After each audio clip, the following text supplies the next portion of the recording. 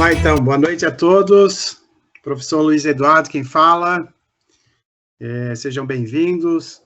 Meu amigo professor André, que está aí, meu parceiro aqui do NPP Log I. Juntamente aí com hoje o nosso convidado nessa live tão especial, Maurício Rambo, do PPGA da Unisul, que vai nos brindar hoje aí com seu conhecimento para fazer revisão sistemática de literatura usando o ProcNoC. Maurício, seja bem-vindo à nossa live, agradeço já a sua disponibilidade, tá? Fique à vontade, então a gente vai abrir os trabalhos, você faz a sua apresentação e depois a gente faz a discussão lá no final, se tiver dúvidas, qualquer coisa. Depois a gente vai fazer a gravação desse vídeo, já está fazendo, e vai ficar disponível lá no nosso canal do YouTube do NPP Log I. Maurício, obrigado, boa noite. Excelente, obrigado. Pessoal, boa noite a todos. Primeiramente, eu gostaria de agradecer ao NPP Log I, né, pelo convite. Professor Luiz, fico muito feliz em ser lembrado nesse momento para apresentar a revisão sistemática da literatura com o ProcNoC. Vou compartilhar aqui a tela e vocês fiquem à vontade aí também, para caso tenha alguma dúvida, alguma questão. Eu só vou pedir a gentileza se vocês estão conseguindo ver minha tela como um todo. Tá tudo certo, Maurício. Perfeito. Pessoal, boa noite, então. Sejam bem-vindos, né, a essa live. Vamos abordar, então, a revisão sistemática da literatura, né, utilizando um instrumento de intervenção ProcNoC, que é o Knowledge Development Process Constructivist. É um processo para geração de conhecimento e identificação de oportunidades de pesquisa científica. Mas antes ainda da gente adentrar nas fases e nas etapas, né, dessa revisão sistemática, eu gostaria de relembrar alguns conceitos, né, com vocês do que vem a ser realmente a revisão sistemática da literatura, né. É um método, né, que adota uma abordagem precisa, transparente e explícita, que inclui uma série de fases para garantir o rigor e transparência na pesquisa científica. Uma revisão da literatura, então, consiste num método sistemático, explícito, reprodutível, e de acordo com os Salles, né, em prol da transparência dos processos, é necessário explicar detalhadamente o percurso realizado para essa revisão, principalmente a seleção de um portfólio biográfico, quais são as escolhas realizadas, né, quais são os termos de busca, quais são as bases de dados que serão utilizados para essa revisão sistemática. E já fazendo um gancho, né, com o ProcNoC, é um método estruturado, né, sistemático, né, explícito, transparente. Ele pode ser reproduzido por qualquer pessoa, em qualquer tipo de pesquisa, né? E por falar no ProcNoC, eu não posso deixar de citar, né, que ele foi desenvolvido na UFSC, né, na coordenação, na época, né, na coordenação do professor Leonardo Enslen, que eu tive o prazer também de ter aula com ele, né, tanto para a construção de um modelo de apoio à decisão construtivista, quanto numa das fases, né, numa das etapas do ProcNoC, que é a análise sistêmica. Na ocasião ele dava a disciplina lá e para mim foi uma honra, né? Então, essas duas referências aí são as mais utilizadas, né? Principalmente a do Dutra ali de 2015. A gente sempre, quando vai utilizar o ProcNoC, recomenda-se, né, a inclusão dessa citação, que onde o modelo realmente passou por várias etapas, né, de desenvolvimento e chegou num nível mais utilizado, com maior número de citações atualmente. Bom, os propósitos do ProcNoC, né, ele veio para auxiliar, né, o pesquisador a entender e estabelecer as fronteiras do conhecimento de um tema específico. Ele cria condições para que o pesquisador conheça e reflita sobre o que foi publicado nesse tema. Ele também possibilita evidenciar aos pesquisadores os gaps e alternativas para pesquisas futuras e gera subsídios para o pesquisador justificar a relevância, ineditismo e originalidade de seus estudos. Tá, mas e quando que eu uso o PRONOC? Bom, basicamente quando o pesquisador ele não possui ainda um conhecimento consolidado sobre um determinado assunto e ele deseja conhecer. Ou então, ele já está alinhado a um determinado assunto e precisa realizar uma pesquisa empírica ou teórica para subsidiar sua dissertação, sua tese, seu TCC, enfim. E aí surgem algumas dúvidas, né? Como é que eu consigo uma fonte confiável? O que vem a ser um material qualificado ou não qualificado? Eu devo utilizar artigos publicados em periódicos científicos, teses, dissertações? Ou é aceitável ou recomendável utilizar artigos publicados em anais de conferências, né?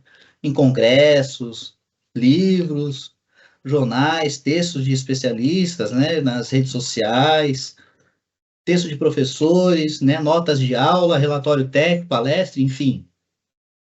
Tudo isso a gente consegue definir dentro lá das etapas do PRONOC. E a gente vai ver isso já logo na sequência. O PRONOC, ele também pode ajudar a responder quais são os aportes teóricos que representam um determinado assunto. Dentro desses aportes teóricos, quais que eu devo me afiliar ou eu estou afiliado, né? No caso, o PRONOC tem uma afiliação construtivista. Quais abordagens científicas são mais utilizadas nesse segmento econômico que está sendo realizado essa pesquisa? Quais são as principais limitações frente à minha afiliação teórica? Quem são os principais pesquisadores e autores, né, com trajetória nessa área do conhecimento em que eu estou realizando a minha pesquisa, seja minha dissertação, seja minha tese?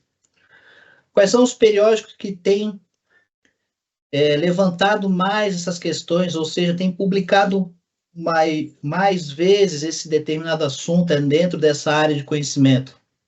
Também pode ajudar a responder, entre outras questões. Ok. Professor, quando é que começou o PRONOC? Bom, o desenvolvimento do PRONOC começou lá em 2005, com o professor Leonardo Enzner e o professor Ademar Dutra também, em 2007 a 2009, com publicações nacionais, né, aqui no Brasil. E a primeira publicação internacional ocorreu em 2010. Atualmente, né, em 2024, o PRONOC é responsável por mais ou menos 250 artigos publicados nas bases da SPEL, Web of Science e Scopus. E o que vem a ser o PRONOC, então?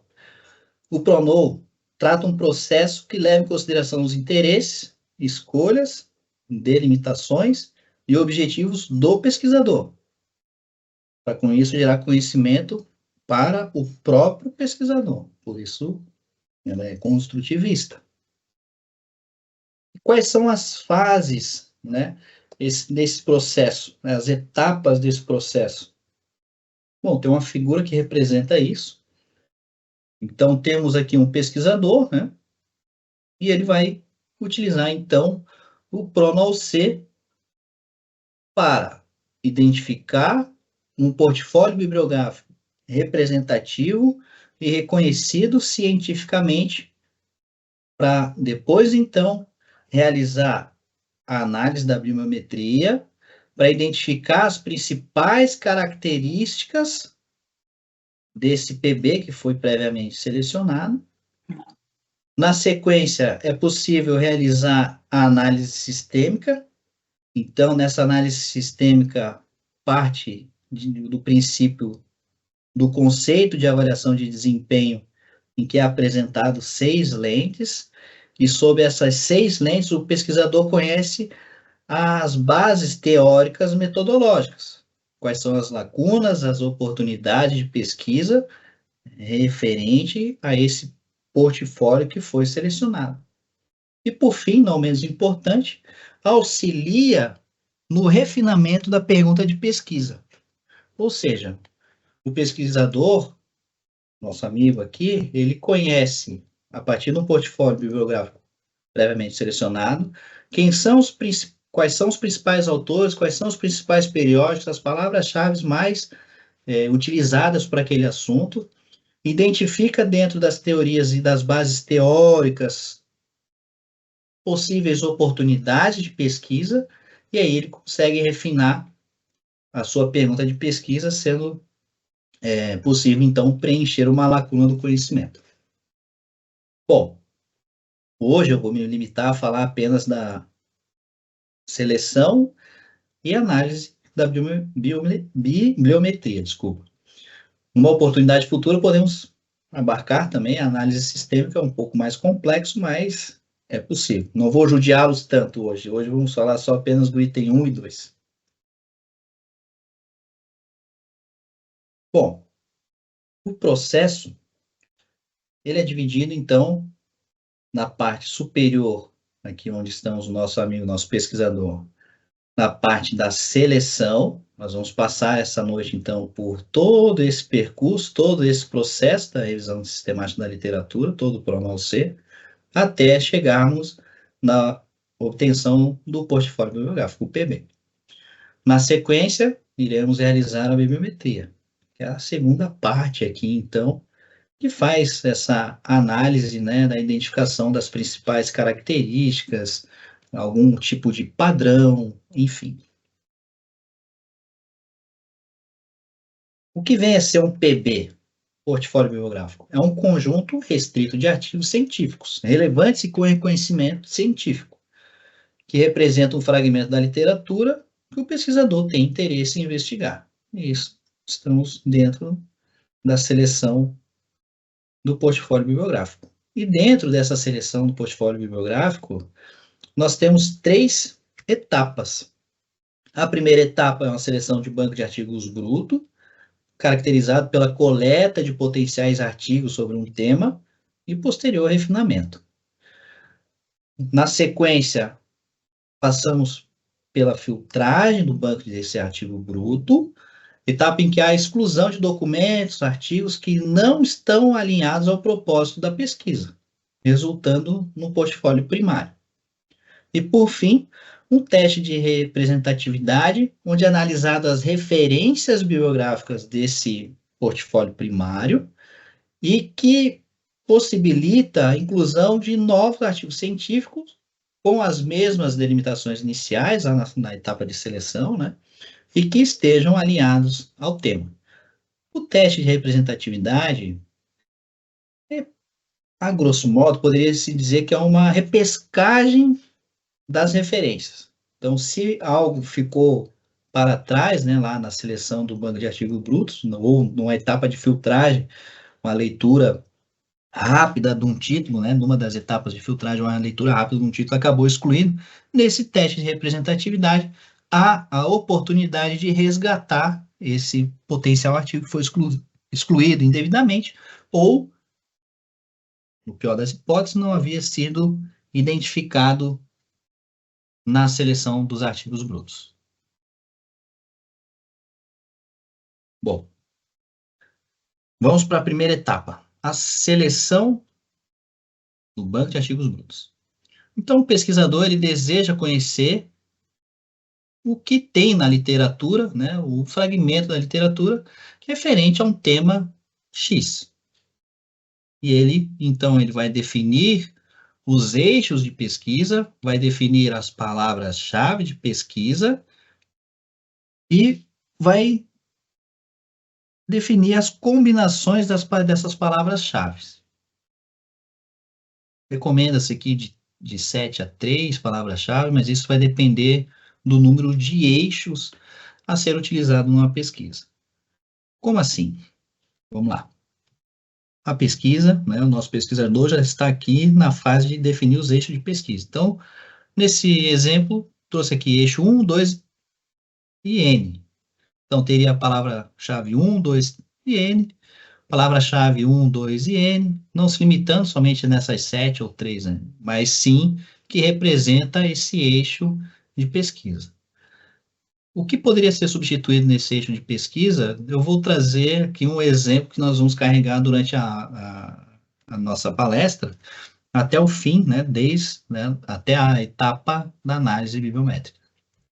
Bom, como exemplo, eu trouxe aqui o eixo 1, o eixo da avaliação de desempenho e as palavras-chave correspondentes que representam o eixo de avaliação de desempenho. O eixo 2 é representado pelos pós-terminais portuários e as suas palavras-chave correspondentes. E o eixo 3, containers e terminais de carga containerizada, representado então pelas palavras container e containerização. É possível, nesse momento, realizar a combinação dessas palavras-chave, né, para construir a frase booleana ou o comando de busca, como preferir, vai ser utilizado lá nas bases de dados. Nesta oportunidade, foram realizadas 37 tentativas. Dessas 37 tentativas, esse comando de busca trouxe resultados mais aderentes à pesquisa. E eu já falo sobre isso na sequência. Bom, selecionamos então a base de dados da Scopus, da Web of Science. Poderia utilizar outras bases? Poderia. Isso é uma questão de definição com seu orientador ou com o próprio pesquisador, desde que tenha acesso, né, livre acesso, enfim. Fixar a representatividade desejada. Nesse caso, nós utilizamos uma representatividade de 100%, ou seja, havendo um retorno da base, é considerado, baixado esse artigo e encaminhado ao EndNotes lá para fazer as etapas subsequentes. É realizada, então, a busca, né, com aquele comando de busca nas bases de dados, e ele vai retornar um banco de artigos brutos, em média de 2 a 10 mil artigos brutos. Como saber se as palavras-chave e o comando de busca foi realmente adequado? É preciso fazer alguns testes lá, né? A gente sempre recomenda a utilização do Excel com os eixos, né? E trocando as palavras de lugar, fazendo as diversas combinações e colocando, tanto na Web of Science ou na Scopus, e faz uma amostragem. Pega-se ali na primeira página um artigo, na quinta página outro artigo, pega 3, 4 artigos e verifica lá as palavras-chave correspondentes a esse artigo. Bom, nesse exemplo eu trouxe 3 eixos, né? Se nesses 3 eixos, ou melhor, se nesses 3 artigos, 5 artigos que peguei para identificar se eles realmente estão aderentes ou não, aparece apenas um eixo, opa, pode ser que tenha alguma coisa não está encaixando. No mínimo, deveria aparecer pelo menos 2 eixos, uma vez que o comando de busca, né, é AND, né? Então, eixo 1 e eixo 2 e eixo 3. Então, pelo menos 2 eixos deveriam aparecer. Se aparecer os 3, melhor ainda. Não se limitando apenas à quantidade, né, final ali de artigos brutos. Ah, deu 10 mil, então tá bom. Pode ser 10 mil, mas dentro desses 10 mil tem 9 mil que não está alinhado à tua pesquisa. Então, é preciso fazer esse teste de aderência das palavras-chave para identificar. Ficou faltando alguma palavra-chave? Pode ser. Dentro desses 5 artigos que você pegou lá, você identificou dentro dos eixos algumas palavras, mas esqueceu de 1, 2 palavras-chave. Então, retorna, volta, adiciona, faz novos testes, e por isso que eu falo que eu cheguei em 37 tentativas até chegar naquele comando ali. Perfeito? Vamos em frente. A primeira etapa, então, né, da seleção do banco de artigos brutos é ilustrada da seguinte forma. O tema é a avaliação de desempenho de pós e terminais portuários de carga containerizada. A pesquisa foi realizada em 5 de abril de 2022. Então, no eixo 1, avaliação de desempenho, as palavras-chave correspondentes. No eixo 2, pós-terminais portuários. E no eixo 3, container containerização, os bases de dados Scopus e Web of Science, comando de busca, né? Veja, novamente, AND, né? Então, eixo 1, E, as palavras-chave do eixo 2, E, as palavras-chave do eixo 3. As delimitações, definidas em conjunto com o meu orientador, né? Sem delimitação temporal, somente artigos científicos no idioma inglês, publicados em periódicos científicos. Resultou, então, em 2.995 artigos brutos. A etapa seguinte é a etapa de filtragem desse banco de artigos para a gente poder já começar a trabalhar. Nós vamos passar, então, aqui, né, dos 2.995 artigos, vamos passar para as etapas de filtragem, vamos tirar a redundância, nós vamos ler os títulos, nós vamos ler os resumos, depois nós vamos realizar uma leitura integral desses artigos e, por fim, a gente vai chegar no portfólio primário. Vamos por etapa. A primeira etapa, então, remover a redundância.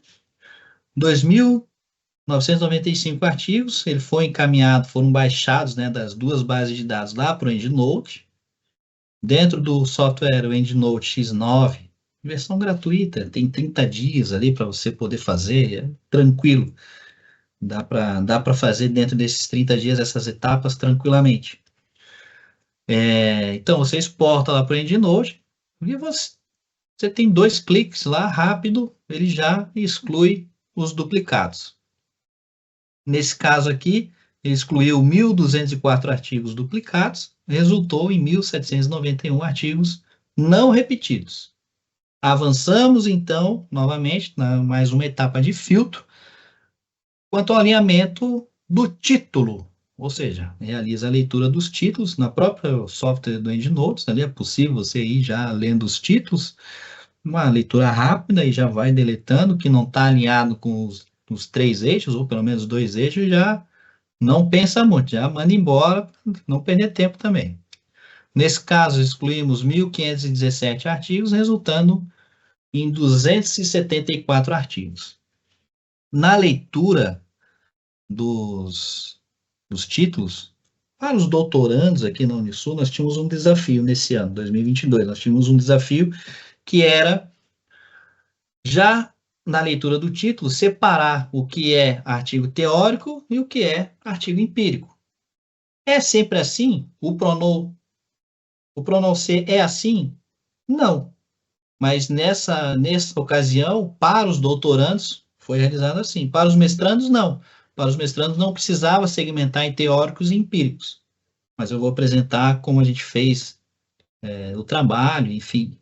E aí é uma possibilidade também dos professores adequar, né? Não, vamos utilizar, vamos separar, vamos trazer um desafio maior aí para o pessoal também, ou não. Eu vou iniciar pelos teóricos e, na sequência, abordarei os empíricos também. O filtro para identificar o reconhecimento científico. Nós já lemos os títulos, identificamos que 135 artigos são artigos teóricos. Nós vamos identificar lá numa tabelinha no Excel o nome, né, do artigo com o autor, tem tudo lá, você consegue identificar no Google Escolar o número de citação desse artigo e ir construindo a sua tabela. Cria a tabela, né, ordena lá por número de citação, frequência e frequência acumulada. Nesse caso, utilizamos uma linha de corte de 93%. Então, ficou fixada a representatividade de 93%. Tem que ser 93? Tem que ser 95? Tem que ser 90? Não sei. Vai depender da sua pesquisa. Tem pesquisas que conseguem realizar com 100%, porque resultou num número de artigos inferior a 100, por exemplo.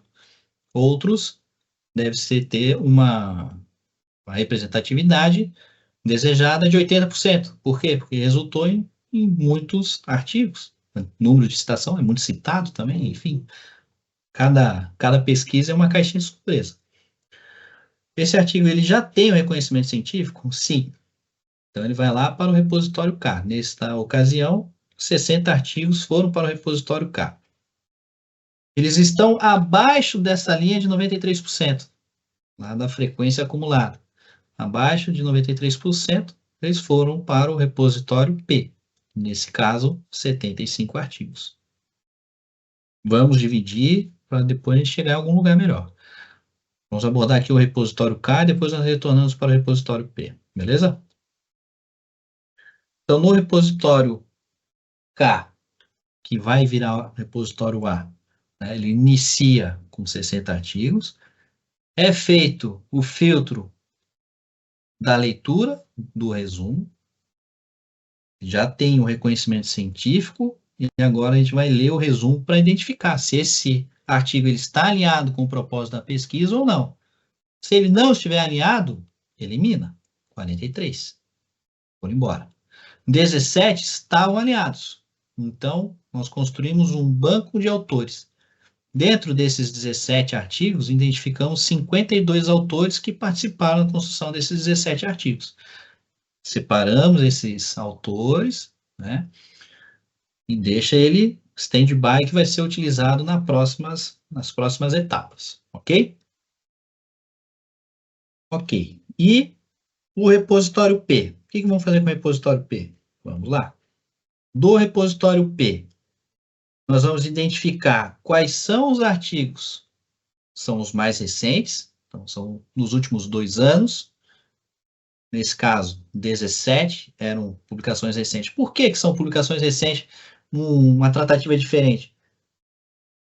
Nos últimos 2 anos, muito provavelmente, ele não recebeu 200 citações, 500 citações, 1000 citações. Vai ter uma citação, 2 citações, mas ele pode ser extremamente alinhado à pesquisa que está sendo realizada naquele momento. E por isso ele passa por esse filtro aqui e vai ser lido o resumo dele. Ele não é recente nos últimos 2 anos. 58 artigos. Esses 58 artigos, tem algum artigo que consta lá no banco de autores que foi selecionado anteriormente? Sim. 2.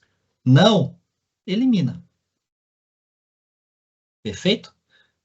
Então, o banco de autores foi utilizado anteriormente para identificar. Bom, são autores que publicam nessa temática. Ele publicou recentemente, quer dizer, não republicou tão recentemente assim, ou não teve um número de citação razoável para ficar acima da linha de corte, né? Mas ele está lá no banco de autores. Vamos dar uma chance para ele, vamos ler esse resumo para ver se tem alguma coisa adequada ou não. Lemos os 19 artigos, né, os 19 resumo desses artigos, identificamos quais estão alinhados e quais não estão alinhados. Dos 19, 17 não estavam alinhados e apenas 2 estavam alinhados. Ou seja, dos 56 artigos que não tinham lá no banco de autores e que não estavam alinhados, foram excluídos 73 artigos, restando apenas 2 artigos. Agora a gente junta o repositório A mais o repositório B. Lá do repositório A haviam permanecido 17 artigos, aqui no repositório B, 2 artigos, totalizamos então 19 artigos. Acabou a etapa de filtragem? Ainda não. Vamos passar por mais algumas etapas. Mas antes de avançarmos, vamos chegar ao mesmo ponto lá com os empíricos. Vamos repetir essa etapa para ter uma fixação melhor dessas etapas. Agora, lá dos empíricos. Lembra que eram 274? 139 artigos são artigos empíricos. Desses 139 artigos, nós vamos identificar lá no Google Scholar o número de citação deles, nós vamos construir uma tabela no Excel com o número de citação, a frequência e a frequência relativa e a frequência relativa acumulada. Vamos definir uma taxa de representatividade, nesse caso, utilizamos 97%, e vamos identificar se tem um reconhecimento científico, né, se está alinhado ou não. Então, está acima da linha de corte do 97% da frequência acumulada? Sim. Então, ele vai lá para o repositório K, em que nessa oportunidade, 86 artigos. Ele está abaixo da linha de corte, ok? Então, teremos 53 artigos. Novamente, o processo se repete, né? Vamos tratar primeiramente o repositório K, na sequência, o repositório P. Dos 86 artigos, passamos pela filtragem de ler esse resumo, identificar se ele está alinhado ou não. Lê o resumo. Não está alinhado? Elimina. 52 artigos foram excluídos. 34 estavam com alinhamento no resumo. Cria-se, então, um banco de autores. Nesse banco de autores, identificamos 90 autores. Deixa o banco de autores lá, para a próxima etapa a gente poder verificar se tem algum autor que já publica, né, na área, já é reconhecido cientificamente. Lá no repositório P, tínhamos 53 artigos empíricos. Identificamos se ele é recente, sim ou não. Não, 33 artigos não são recentes. E desses 33 artigos, apenas um estava lá no banco de autores. Então, nós temos 20 artigos que são recentes, mais um artigo que estava lá no banco de autores, 21 artigos. Esses 21 artigos, lemos o resumo. Ele está alinhado? Não. 19 artigos foram excluídos por não estarem alinhados. 21 artigos, ficamos apenas com 2 artigos alinhados. E agora faz o quê? Soma o repositório A com o repositório B. Os 34 artigos A no repositório A, mais os 2 artigos no repositório B, temos então o repositório C, com 36 artigos. Agora, chegamos na etapa de filtro da leitura integral do artigo. Lá nos teóricos, nós identificamos que tínhamos 19 artigos e nos empíricos 36 artigos. Iniciando pelos teóricos, os 19. Ele está disponível na íntegra? Nessa oportunidade, sim, estava. Leu o artigo completo. Ele está alinhado aos objetivos dessa pesquisa? Não. Nos teóricos, 3 foram excluídos, restando 16 artigos. Nos empíricos, 36 artigos. Está disponível na íntegra? Sim, estão disponíveis na íntegra. Esse artigo, após a leitura, ele está alinhado ou não? 13 não estavam alinhados e 23 estavam alinhados. Nosso corredor aqui chegou na etapa final da filtragem de bancos de artigos, formando então o PB primário. Em posse do PB primário, é possível realizar o teste de representatividade, entre parênteses, né, entre aspas, a repescagem. Teste de representatividade tem o objetivo de analisar essas referências do PB primário. Então, vai passar pelo processo todo novamente. O que a gente vai fazer? Vai fazer a exportação dessas referências do PB primário, que estão alinhados pela leitura do título, lembrando sempre da delimitação inicial, para esse caso, os artigos publicados em inglês, periódicos científicos, sem delimitação de data. Poderia ter outros tipos de delimitação aqui? Sim, poderia ser artigos publicados em inglês, espanhol, vamos supor que alguém tenha proficiência em chinês, né? Adiciona o chinês aí também, não tem problema. Verificar se já não fazem parte do PB primário. Esses que estão lá na referência, já não estão no PB primário? Então não faz sentido mantê-los, já exclui porque já faz parte do PB.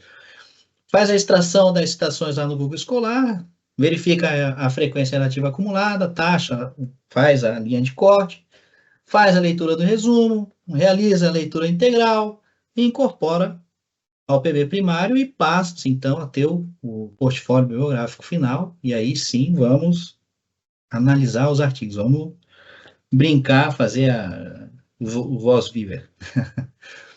Bom,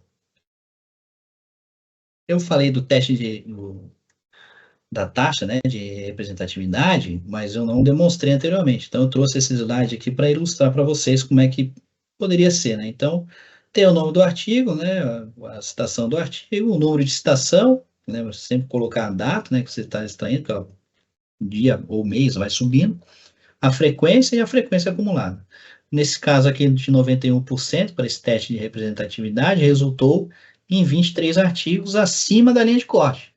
Abaixo da linha de corte já não nos interessa mais. Nós vamos avaliar no teste de representatividade apenas a parte superior da tabela. Desses 16 artigos, né, do portfólio bibliográfico primário, que são teóricos, né, nós identificamos 40 referências. Dessas 40 referências, 3 já faziam parte do PV primário que foram excluídos. Fixamos a representatividade em 91%, né? 91%, exato. 91%, resultou em 23 artigos. Então, desses 23 artigos, eles vão passar pelo aquele mesmo processo do repositório K, que virou o repositório A, né? Qual que é esse processo? Professor, já esqueci. Não, vamos relembrar. A leitura do resumo. Vamos pegar os 23 artigos, vamos ler esse resumo, verificar se está alinhado ou não. Para essa oportunidade, 15 artigos não estavam alinhados e 8 artigos estavam alinhados. Nota que nessa etapa a gente pula essa parte do banco de autores e já vai direto aqui para os 8 artigos. Tá? Desses 8 artigos, ele está disponível na íntegra para baixar, né? Consegue ler? Tem acesso? Nesse caso, sim, tem acesso. Conseguimos ler os 8. Desses 8, esse artigo está totalmente alinhado aos objetivos dessa pesquisa? Não. 4, sim, 4. Bom, os 16 artigos lá do portfólio bibliográfico primário, PB primário, mais os 4 artigos aqui do teste de representatividade, resultou em 20 artigos no PB final. Nosso amigo aqui está comemorando que venceu essa etapa, já pode ir para a análise bibliométrica. Vou ilustrar a mesma situação para os artigos empíricos. Nessa oportunidade, nós fixamos uma taxa de 89%. A linha de corte ficou, então, em 139 citações, resultando em 18 artigos acima. Abaixo, iremos desconsiderar. 23 artigos do PB primário, né, empírico, resultou em 33 na referência. Desses 33, 3, coincidentemente, 3 já faziam parte do PV primário, foram excluídos. Fixou a taxa de representatividade em 89%, resultou em 18 artigos. Desses 18 artigos, irão passar, então, pelo processo repositório K e vira lá o repositório A, né? Ou seja, desses 18 passarão pelo filtro da leitura do resumo. Essa leitura do resumo, identificamos que está alinhado ao propósito da pesquisa ou não? Não. 8 foram excluídos. 10 vão lá para o repositório C. Desses 10, nós vamos realizar, então, a próxima etapa, que é a leitura integral desse artigo. Ele está disponível? Sim, está disponível os 10. Desses 10, eles estão totalmente alinhados aos propósitos da pesquisa? 7 não estavam. E apenas 3 tinham aderência a essa pesquisa.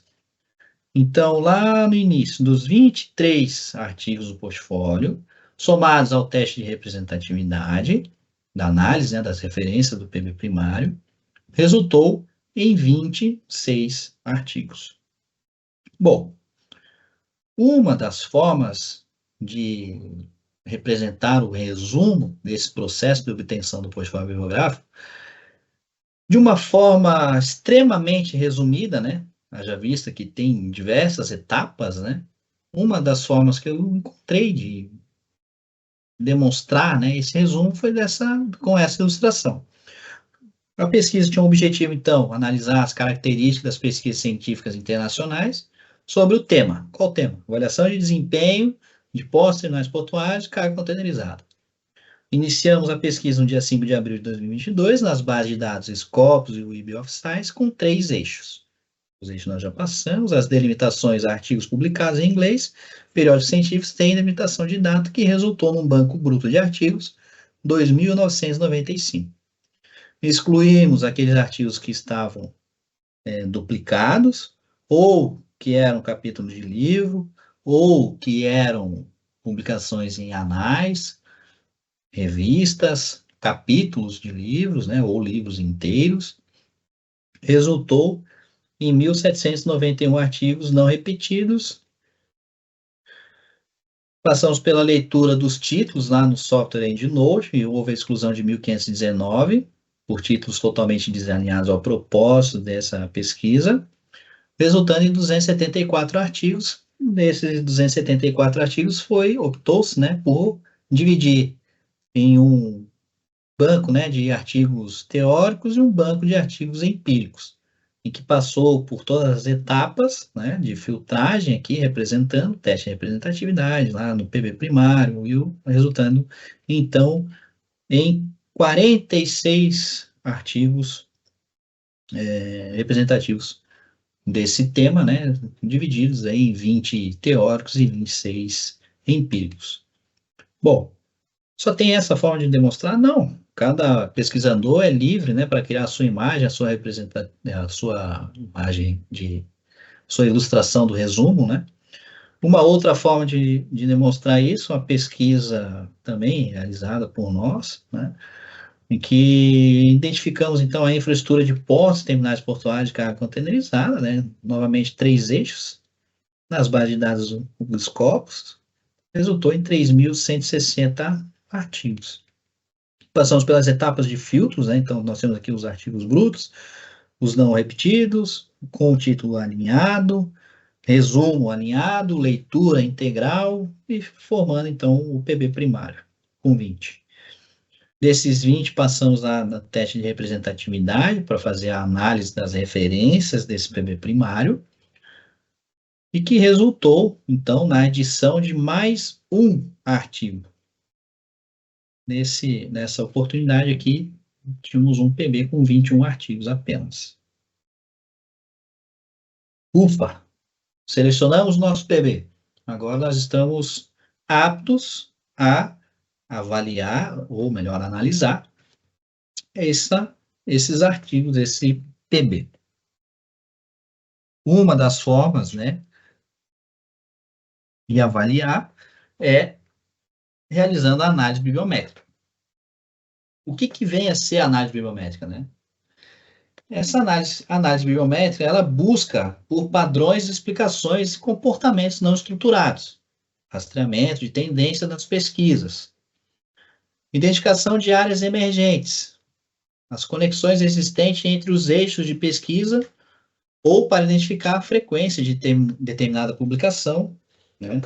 Então, vamos supor que lá em 2000 começou a falar sobre automação, né, em logística, né, começou a falar em automação, e agora, em 2024, né, estamos falando de inteligência artificial e smart ports, por exemplo. Então, nota-se que as publicações, pelo ano da publicação, né, tem um tema que é mais abordado, e no outro tema é mais abordado. Como podemos identificar essas características, né? A gente pode dividir elas em variáveis básicas e avançadas, e tendo como as variáveis básicas a identificação de autores. Ou seja, quem são os autores com maior número de publicação e trajetória no tema de pesquisa, né? Então, um autor, ele tem uma única publicação e tem bastante citação, ok? Ele pode ter sido um aventureiro, passou lá, publicou aquele artigo, acertou aquele artigo, teve muitas referências, mas não era o assunto que ele dominava muito, não tinha muito interesse, mudou de área, foi pesquisar outras coisas. Pode acontecer. Ou não. é um pesquisador já com uma longa trajetória de tema nessa pesquisa, inúmeras publicações com um tema similar. Os periódicos. Verifique, então, a contagem de frequência, né, dos periódicos, os journals, né, que publicam mais sobre esse tema. Ah, determinada revista já publicou 20 artigos sobre um tema. Isso não quer dizer que você mandando esse no teu artigo será publicado lá. Pode ser que já está saturado para essa revista. Os editores podem ter tomado essa decisão. Não, já publicamos 20, não queremos mais publicar sobre esse assunto, queremos publicar sobre outros assuntos. É uma decisão a ser tomada a posterior. Os artigos, então, né? Quais são os artigos que têm o reconhecimento científico? Ou seja, né, utilizando lá o Google Escolar, nas etapas lá, vocês já conseguiram identificar o número de citações. Então, é um artigo muito citado. Então, é um artigo referência, né, na área e deve ser lido com atenção um pouco maior também. Das variáveis avançadas, o que nós poderíamos identificar? As palavras-chave, né, com o apoio do software Voice Viewer, por exemplo, né, a possibilidade são inúmeras, né, haja vista que tem N fatores ali que você consegue fazer diversos tipos de análise, né, acoplamento bibliográfico, rede de cocitação, a rede de autores, enfim, né, as possibilidades são inúmeras dentro desse software, que também é gratuito. Dentro das variáveis avançadas, a rede de cocitação, né, também do VozView. E o que vem a ser essa rede de cocitação, né? Qual o nível dos autores citados, né? O nome dos autores extraídos, né?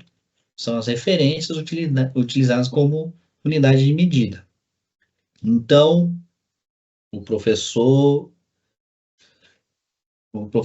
Simão, ele cita o professor Ademar cita o professor Leonardo, e o professor Leonardo cita o professor Rambo. Então, aqui nós temos uma rede de cocitação. Um cita o outro, né? Nesse exemplo, eu também cito para o professor Simão, também cito o professor Ademar, também cito o professor Ensley. Então, acaba criando uma rede de cocitação e as imagens vão surgindo dentro do software e fica bem interessante também. Se limita apenas a essas variáveis? Não. Os pesquisadores são livres, né, junto com seus orientadores, com o seu time de pesquisa, a avançar, né, identificar outras variáveis também, né. Pode-se fazer um mapa da literatura? Pode aprofundar num determinado tema? Pode, né? Pode, na leitura dos artigos, identificar, né, uma característica em comum entre eles, além dessas variáveis que nós apresentamos aqui, pode acontecer, e é válido, recomenda-se de colocar também lá na seção de resultados. Nesse caso, para esse PB que eu demonstrei anteriormente, nós utilizamos, então, também evidenciar as dimensões da avaliação de desempenho portuário e quem são os autores que abordam sobre esse tema. Como é que ficou dividido isso, então, né? Essa análise bibliométrica, né, para características do PB selecionado, nós identificamos as variáveis básicas e avançadas, e da onde que nós buscamos essas informações, né, para apresentar. Pegamos, então, segmentamos lá do PB primário e o PB das referências, e fizemos as comparações. Quem são os autores lá do PB primário? Quem são os autores lá do PB das referências? Quem são os periódicos que mais publicam no PB primário? Quais são os periódicos que mais publicam no PB, nas referências, aliás? Quais são os artigos com maior número de citação lá nas referências? Quais são os artigos com maior número de citação no PB primário?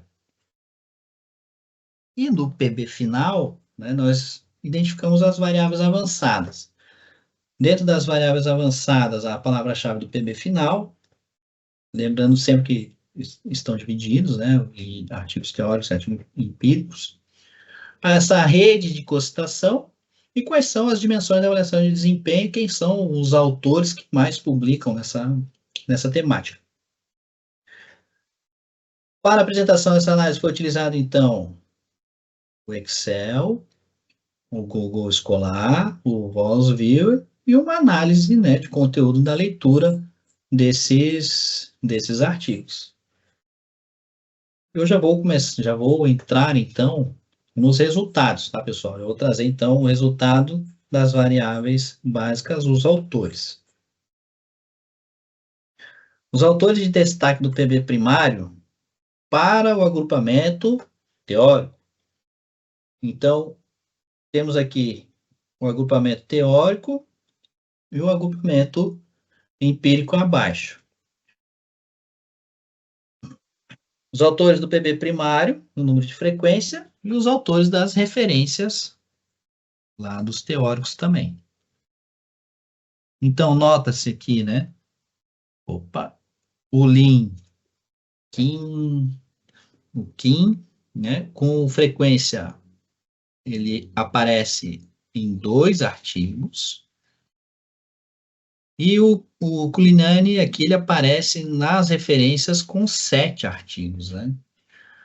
Já no agrupamento dos artigos empíricos, o Song, Dr. Song, também com 2 artigos publicados, né, nesse PB.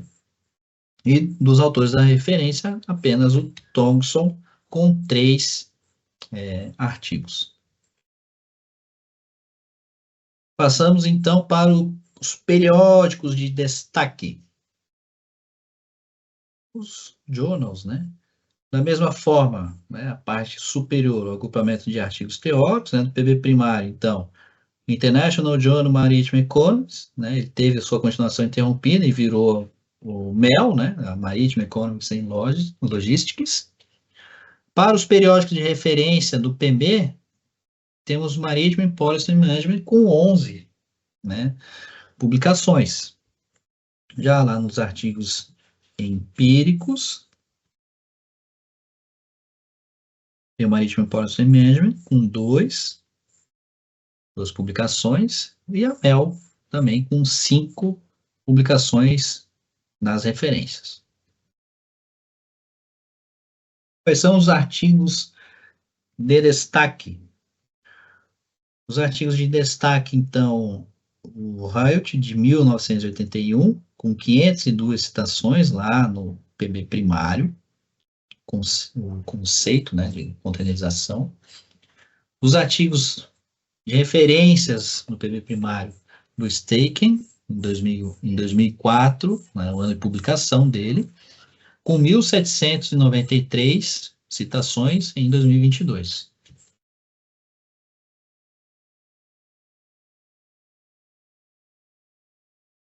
Já para os artigos empíricos, temos como destaque os artigos lá das referências no Thomson, o ano de publicação 2001, com 979 citações. E do PB primário, o Linani, o Song e Gray, o ano de publicação de 2002, com 500 citações em 2022. As palavras-chave de destaque, agora já entrando nas variáveis avançadas, com a utilização do VolsViewer. Essa foi a imagem resultando, então, do PB final dos artigos do agrupamento teórico. Então, o tamanho do círculo, pessoal, significa uma contagem, né? Neste caso, 12 palavras são representadas pelo Container Terminal, que demonstra também o alinhamento lá das definições, né, das palavras-chave também. As palavras-chave para o PB final do agrupamento empírico, também temos o Container Terminal com 14 aparições. E chamou atenção também o DEA aqui, né, com 11 aplicações. Perdão, só um minutinho, tenho que tomar uma água. Obrigado.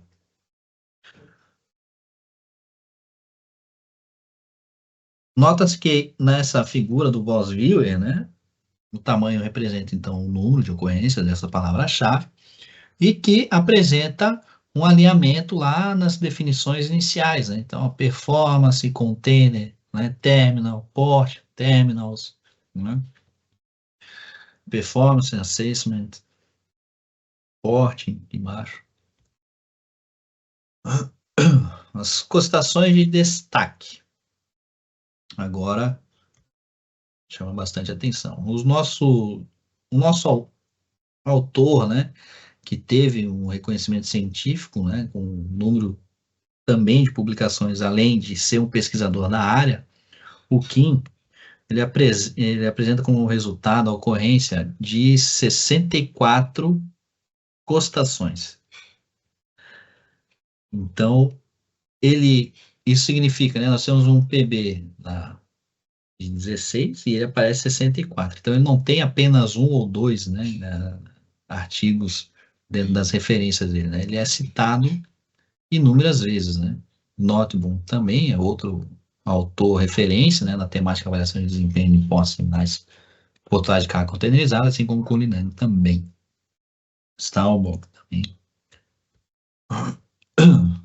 Para os artigos empíricos, as constatações, o Culinane também apresenta 28 constatações de destaque, né? Percebe-se aqui também o Noteboom. Barros, né? Também apresenta algumas pesquisas no setor portuário. Por fim, dentro das variáveis avançadas, nós lá identificamos, então, as dimensões da avaliação de desempenho de pós-terminais portuários que movimentam carga containerizada. Dentro dessas 11 dimensões foram identificados o financeiro, operacional, agendamento comercial, confidencialidade, qualidade do serviço, satisfação do cliente, infraestrutura, tecnologia, segurança, saúde do trabalho e risco operacional, gestão de stakeholders, localização, capital humano, mais o sentido da mão de obra e cumprindo, né, o prometido, os autores.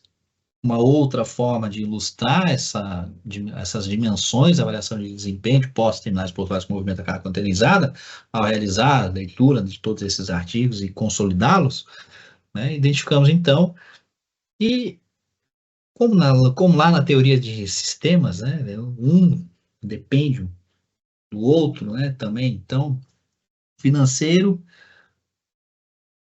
aliás, o operacional, né, a aquisição, né, de equipamentos para operar necessita do financeiro, mas o operacional só vai funcionar se houver uma infraestrutura, uma superestrutura.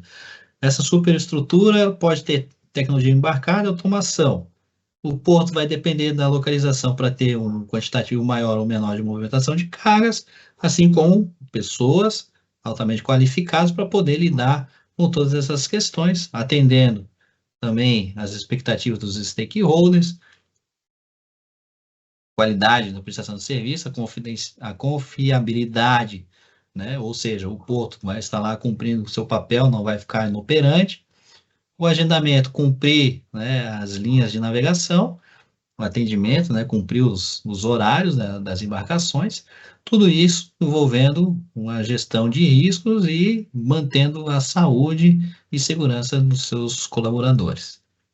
Não se limita somente a essas dimensões, mas é apenas uma ilustração, né? Também das dimensões da avaliação de desempenho e dentro lá, né, das variáveis avançadas que foram identificadas. Além disso, foi possível identificar a evolução desse tema, né? Então, temos lá as definições do portfólio bibliográfico, né, das gerações dos portos, né? O ciclo de vida do container, ou melhor, da containerização, e o início das publicações das dimensões.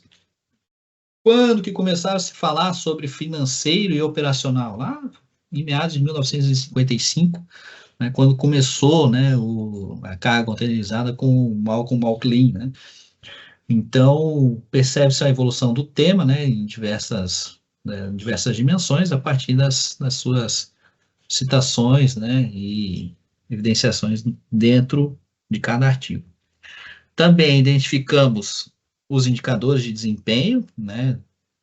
Trouxe aqui apenas 2 indicadores de desempenho, foram 492, ou 90, alguma coisa, que foram identificados, mas enfim, dentro da dimensão da infraestrutura, um indicador de desempenho com maior número de ocorrências, né? 22 vezes o número de guindastes, dentro da dimensão de infraestrutura, e dentro da dimensão de agendamento, o Linear Ship Calls, né? O LSCI, né? Assim como as aeronaves, né? Ela tem uma programação de horário para pouso e operação naquele determinado aeródromo.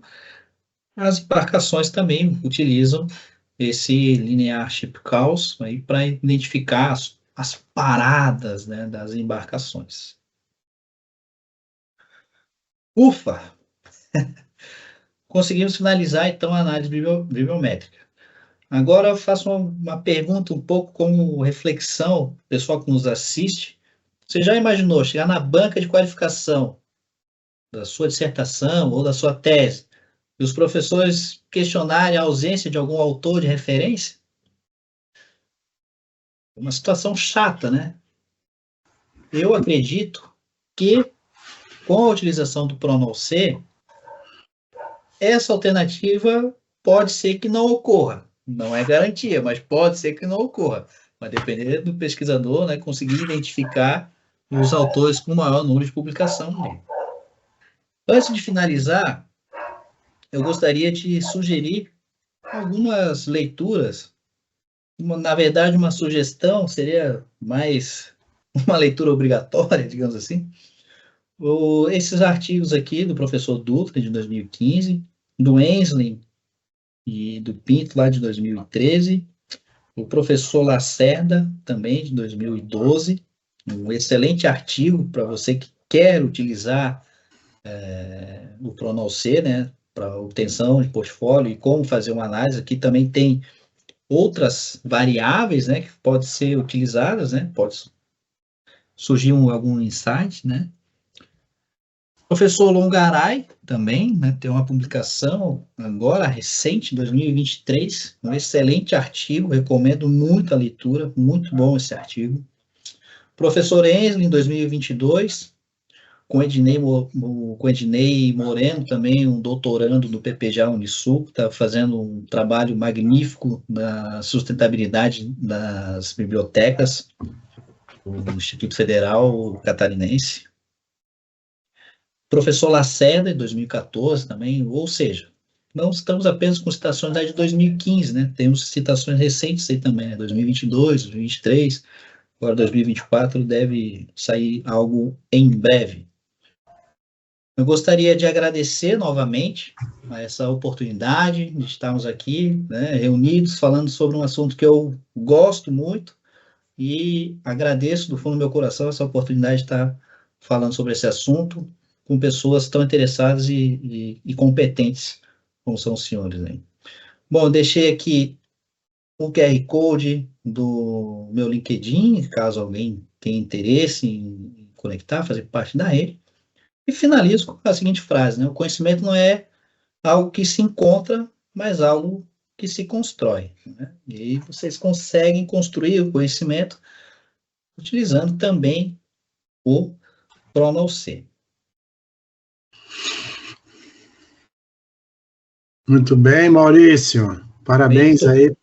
Obrigado aí, parabéns pela apresentação, muito, muito importante, muito didática. Gostei bastante, né? Sabia que você iria nos brindar aí com essa apresentação de nível altíssimo. Então, agora eu vou abrir aí para perguntas, né? Quem quiser fazer perguntas, então está aberto aí aos questionamentos. Rúbia, quer fazer pergunta? Não, dá os parabéns, né, para o Maurício. Muito obrigada pela tua disponibilidade, Maurício. Assim, eu acho que todos nós, a gente precisava muito dessa apresentação. Eu que entrei agora no doutorado, assim, eu estou exatamente nessa fase, exatamente nessa busca de como fazer isso, né? Meu orientador aí, ó, né? Dizendo que não, realmente a gente tem que partir de uma pesquisa, uma bibliografia, né? Pesquisa bibliográfica. Então, assim, só que eu fiquei assim, ó, meu Deus do céu, ficou muito bom, né? Muito perfeito. A filtragem ali, como tu mostrou. Eu achei muito interessante quando tu colocou depois para olhar por autores, né? Porque daí realmente, depois que você encontra, às vezes você filtra, sobrou só 2. Mas espera aí, vamos ver esses autores, né? Uma coisa que talvez vocês, claro, vocês fazem isso na prática, né? Mas eu não me atentaria a isso, eu não me atentei a isso, né? Nem na minha dissertação, assim, quando eu fiz, eu acho que foi um ponto, assim, que para vocês é normal, corriqueiro, mas para mim eu já não tenho aqui, eu tenho que olhar, né, depois os autores, porque às vezes não aparece ali a pesquisa dele em si, mas vamos ver o que esse cara está fazendo agora, ou de repente o que ele, né? Muito, muito importante, assim. E, enfim, aí, parabéns, né? Eu acho que eu vou te incomodar muito aí ainda, porque eu vou começar agora. Fica à vontade, eu vou ficar muito feliz em poder auxiliar, ajudar. A gente está aqui para isso também. Muito obrigada pela tua apresentação, tá? Só agradecer mesmo e dar os parabéns. Depois eu passo para o professor Luiz também. Professor Luiz, depois passa a minha dissertação também para a UB, que lá tem detalhado também outro tipo, né? Sim. Ainda essa semana eu falei isso para o professor, né? Meu Deus, eu preciso ler tese, dissertação, eu estou nessa fase agora de leitura e, né? Então, muito obrigada. Se puder passar, eu agradeço mesmo. Fase exploratória. Exploratória, perfeito. Obrigada. Muito bom, bebê. Obrigado. Alguém mais quer fazer perguntas pro Maurício? Gabriel, Paula, Alex, Eduardo? Eu tenho só uma duvidazinha. Professor Maurício, depois você vai disponibilizar esses slides.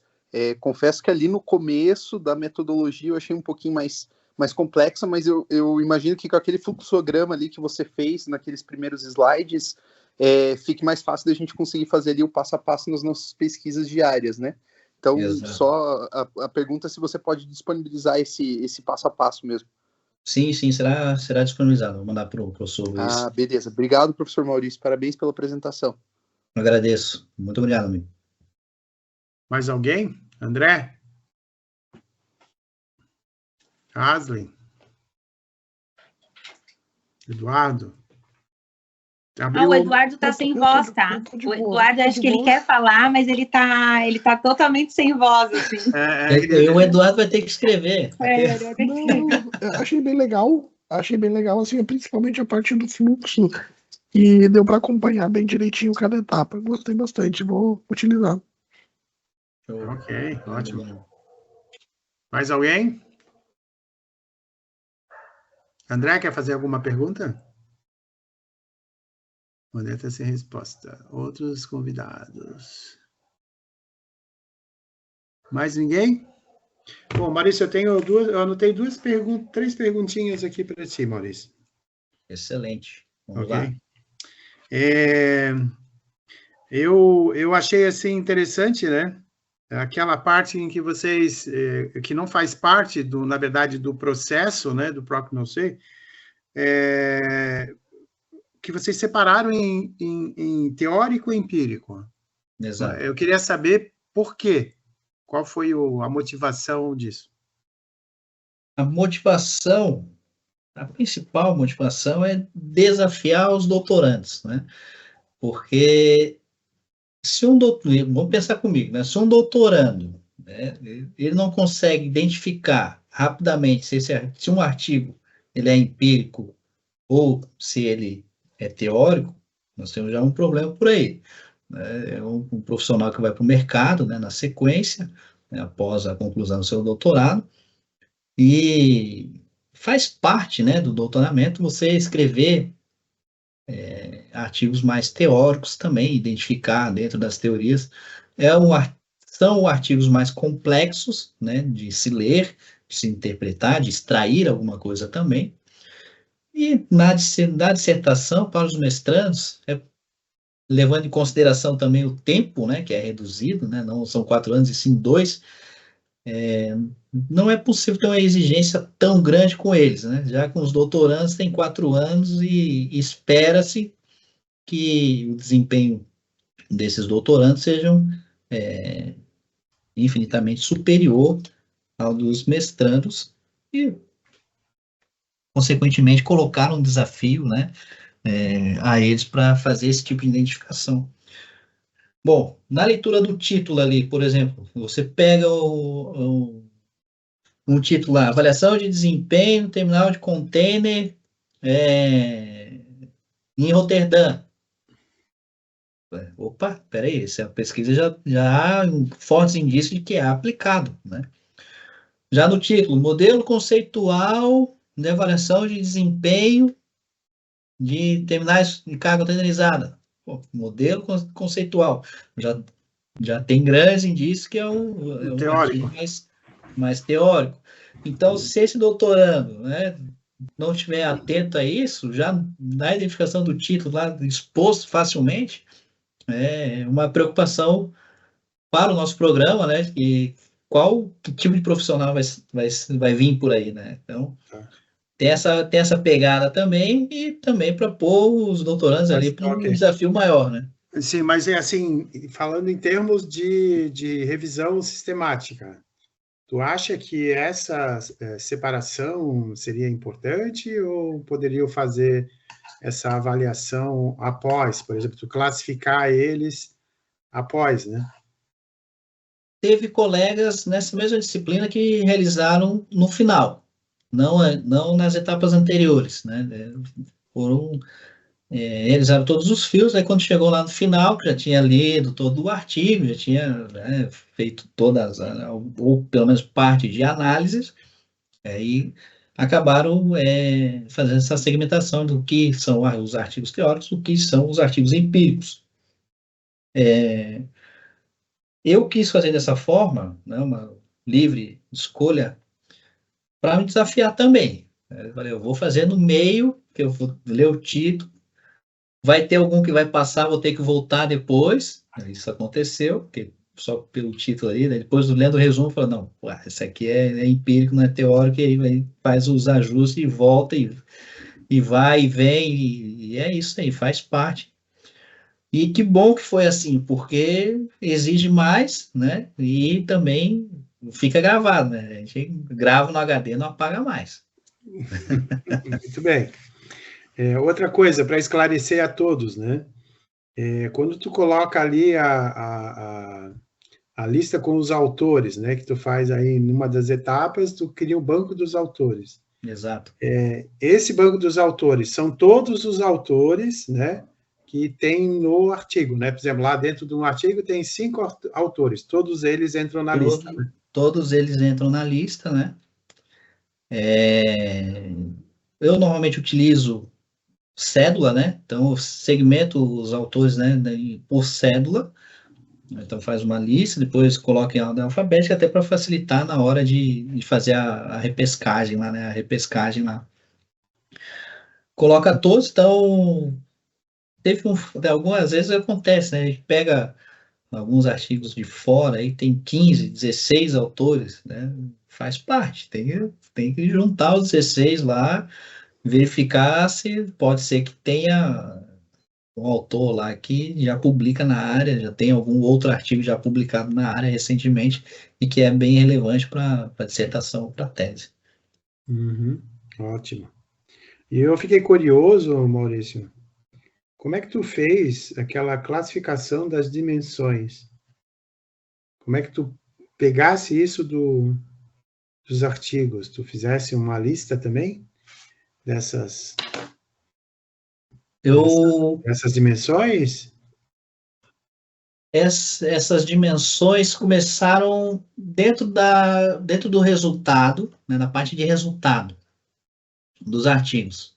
Eles identificavam os KPIs lá, né, os Key Performance Indicators, né, então os indicadores-chave de desempenho, e eles estavam remetendo a alguma coisa. Ao que eles estavam remetendo? A operação. Então, tinha lá índice de acidente de trabalho. Ele não está relacionado somente à operação, né? Mas sim a uma segurança operacional. Aí, dentro desse artigo em específico que eu citei agora, ele tinha também lá número de ocorrência de esmagamento. Tá mais relacionado à segurança do trabalho, né? A número de ocorrências, né? De esmagamento. Então, com a leitura integral desses artigos, da identificação desses indicadores, né? Aí uma leitura mais aprofundada para identificar, tá, esse indicador, o que ele está realmente mensurando, para onde que ele está apontando. Qual é a dimensão? Qual a dimensão que ele está mais relacionado? Aí foram surgindo. Foi surgindo o operacional. A taxa de transferência do container. Tempo do trator, né? De movimentar o trator, né? Tempo de não sei o quê. Tempo de retorno do navio. Opa, aí já vai lá para o linear ship calls, né? E assim vai indo, vai identificando, vai formando, vai... É como tu botasse a frase, é uma construção, realmente. Tu vai ter é uma construção, exato. Tu vai pensando de cada um, no caso aqui, tu foi fazendo uma classificação das dimensões que aqueles indicadores pertencem, é isso? Exato. No artigo não vinha as dimensões. Não vinham as dimensões. E dentro das figuras ali, né, das palavras-chave, então tem o DEA, né, o Data Development Analysis. Dentro do DEA, uma metodologia, né, de avaliação, eles traziam alguns indicadores ali. Então, número de guindaste, área do terminal, taxa throughput. E esse é o nível de eficiência do porto, né? Sai um resultado lá. Tá, esse resultado, o que ele significa? Significa que ele é eficiente ou ineficiente. Analisando apenas duas variáveis, mas duas variáveis do quê? Operacional ou da infraestrutura? Então, a área do terminal, a área física do terminal, ela está mais relacionada à infraestrutura, o layout daquele terminal. Também aparecia também no DEA, o layout. Somente o layout do terminal, ele vai impactar no operacional, vai impactar no operacional, mas ele está muito mais alinhado às questões de infraestrutura do que propriamente a operação do porto. Agora, número de movimentos do guindaste, número de movimentos do guindaste. Opa, isso é operacional? Número de viagens dos caminhões internos. Opa, isso é operacional. E assim vai construindo. A grande maioria, né, desses 46 artigos, eles não trazem posto lá. Essa aqui é a dimensão tal. Não traz. Mas ela leva, né, para esse caminho. Né? Ela tem que fazer uma leitura, reler, sublinhar, analisar, identificar padrões, né? Daí dentro do PRONAUC, isso também faz parte, né? Identificar esses padrões, e vai fazendo essa construção de conhecimento, identificando essas variáveis, essas dimensões. E ficou fácil, assim, no final também, tu criar uma lista com os indicadores que tu buscasse lá, né, da teoria. Olha, os indicadores mais usados são essa lista aqui. Quantos indicadores, assim, que tu conseguiu mapear nesses 46?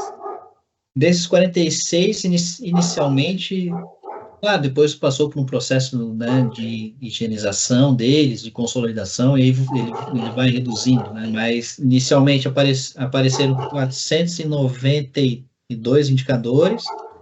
Aí identifiquei o indicador, daí identificava qual que era o artigo e deixava ali mais ou menos qual que era a possível dimensão para ele, né? E aí eu fui criando depois as categorias, né? Identificando as categorias. Fazendo uma análise, né? Análise de conteúdo realmente. Depois desses 490, muitos estavam repetidos, né? Poderiam ser consolidados, porque alguns estavam com uma nomenclatura, outros estavam com uma nomenclatura um pouquinho diferente, mas estava mensurando a mesma coisa, e aí vai fazendo esse refinamento, vai. Chegou em 200 e alguma coisa. Teria que abrir Não, só para não ter uma... A ideia é entender o que é possível, né? De extrair depois, porque o que tu fez, na verdade, tu tinha lá 3.000 e poucos artigos, desses 3.000 e pouco ficaram 46, né? É isso? 46 no final total, né? Somado isso. Empírico teórico. Então, de 3.000 e poucos artigos, né? Tu usou uma metodologia realmente para selecionar, então aplica filtros, e tem a etapa bem clara, né? Eu acredito que a metodologia, por isso que eu trago aqui, né? E é importante para os nossos alunos do programa de mestrado aqui, do PMPGIL, né? Que é o programa de mestrado profissional, exato, tanto como o PPGA também, que a gente tem, né? Onde tem o mestrado e o doutorado acadêmico, exato, que eles usem esse tipo de ferramenta. Claro, não é a única, né? Não é a única. Existem outras ferramentas que são Sim, importantes, que podem ser usadas, mas eu acho que essa é legal, porque ela te dá toda uma sequência de etapas, né? Bem detalhada de como fazer isso, e realmente a gente aprende a fazer. Então, eu já queria deixar aqui também o convite para a parte 2, né? Então, vai ter o Rambo parte 2 aqui, com certeza. A gente vai trazer, então, a outra parte, que seria aquela outra pegada lá análise sistêmica e a pergunta de pesquisa. Isso. E aí, para chegar nesse refinamento final lá, que é tão importante. Então, eu sugiro aí que os alunos, né, o Maurício vai liberar para nós depois na verdade, já temos todo o processo ali detalhado em como fazer, né? Então, tem as referências também. Agora, tem que usar, né? Só vai aprender usando... Eu sempre brinco com meus alunos, eles têm que usar o método porquinho, né? Conhece, né? Como é que é isso, professor? Tem que fuçar. Né? Senão não vai conseguir. Então, tu vai aprendendo mais ou menos assim. A gente vai dando algumas dicas, né? Mas só mostra, né? Essa tua abordagem, na minha opinião, que eu tenho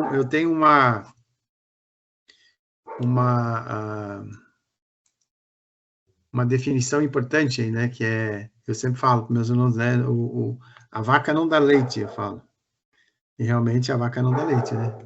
Porque, na verdade, você tem que ir lá e tirar o leite. E é mais ou menos isso, né? Esse trabalho que tu mostrou para a gente hoje, que os alunos precisam ter método para fazer tirar esse leite, que seria o leite dos artigos, né? Buscar esses artigos. Essa é a parte mais, vamos dizer, trabalhosa de uma pesquisa, né? Que é essa revisão da bibliografia, porque é onde vai te dar o suporte para te escrever, né, o teu trabalho. E fechar as lacunas também para a banca, né? Como tu falou ali, né? O cara vai perguntar, não, usei uma metodologia que me dá essa segurança, né? E além disso, tu pode usar todo essa tua o primeiro aprofundamento, né, da revisão da literatura, para escrever um artigo de revisão sistemática da literatura, que tu vai usar lá no teu trabalho. Exato. Então, tudo direciona para o trabalho, né? Então, essa é uma coisa importante, né? Então, parabéns aí para ti pela apresentação hoje, muito didático, muito bom, muito bem colocado, com exemplos, e esperamos aí marcar uma parte 2 aí para a gente fazer as últimas 2 etapas, né? Onde você, partindo desse processo inicial aí que a gente viu, que é o trabalhoso, vamos dizer assim, né? A gente vá para a segunda etapa depois, que é um pouco mais complexa, né? Que, como tu já falou. Mas eu acho que é importante que a gente faça também. Valeu? Então, excelente. Ninguém tem mais nada a falar. Obrigado aí a todos, então, né, pelas suas atenção, Maurício, e pelo seu tempo disponível. Acho que a gente hoje fiquei bem feliz, né, com esse nosso encontro, tá? Prazer em revê-lo. Obrigado de novo, tá? Eu que agradeço. E a gente vai falando aí, tá? Depois a hora que eu liberar a nossa gravação aí lá no material, já disponibilizo para ti, para que a gente possa fazer essa divulgação, né? Porque eu acho que isso é importante para todos. Valeu? Um abraço aí, então.